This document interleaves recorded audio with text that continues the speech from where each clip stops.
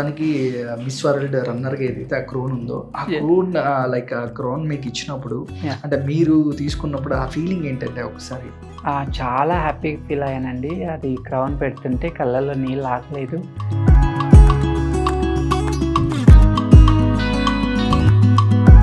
అంటే అబ్బాయి నుంచి అమ్మాయిగా ఏదైతే మీరు చేంజ్ అయ్యారో, వెనక్కి తిరిగి చూసుకున్నట్లయితే ఎలా అనిపించేది? అంత అంత అంటే ఒక పెయిన్‌ఫుల్ జర్నీ కదా అదంతా? చాలా పెయిన్‌గా ఉంటది. మారేంత వరకు ఒక పెయిను. మారిన తర్వాత కూడా కొన్ని ప్రాబ్లమ్స్ ఉంటాయన్నమాట.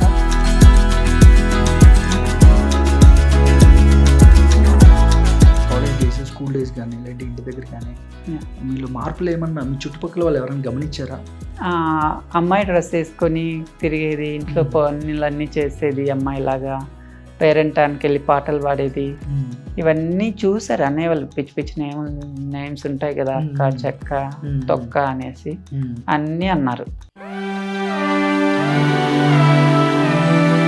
అమ్మ నాన్న వాళ్ళు అంటే మీ బ్రదరు సిస్టరు వాళ్ళ గురించి ఏమైనా ఆలోచించారా ఆ టైంలో? వాళ్ళు ఫీల్ అవుతారేమో అని? చాలా ఏడ్చుకున్నానండి. అసలు నైట్ నిద్ర లేదనమాట చాలా నెలలు.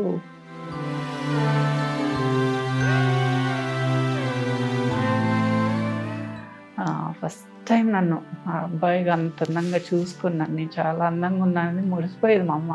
ఫోటోలన్నీ ఫ్రేమ్స్ కట్టించి పెట్టింటది.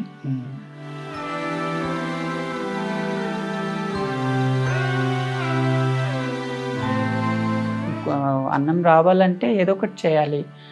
ఏదో ఇంకా సెక్స్ వర్కో లేదంటే బెగ్గింగ్‌కో ఏదో ఒకటి చేయాల్సి వచ్చేదేమో నాకు కూడా. ఎడ్యుకేషన్ ఉండదు కదా ఆ టైం. ఉండదు.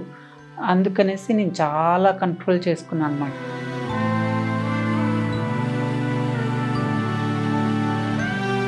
ప్రెజెంట్ ఉన్న ట్రాన్స్‌జెండర్స్ కానీ, ట్రాన్స్ ఉమెన్స్ కానీ ఎందుకు అంత వెనుకబాటుతనం ఎక్కువగా ఉంటుంది? అంటే మీరేం చెప్తారు ఇప్పుడు ప్రెజెంట్ ఉన్న ట్రాన్స్‌జెండర్స్? ఇది చెప్పాలి నిజంగా. మా కమ్యూనిటీని మేము పొగుడుకోవాలి. ఎప్పుడు మా కమ్యూనిటీని ఉంది. సొసైటీ నుంచి చాలా దారుణంగా డిస్క్రిమినేషన్ ఉంది. చాలా చీప్‌గా చూస్తున్నారు.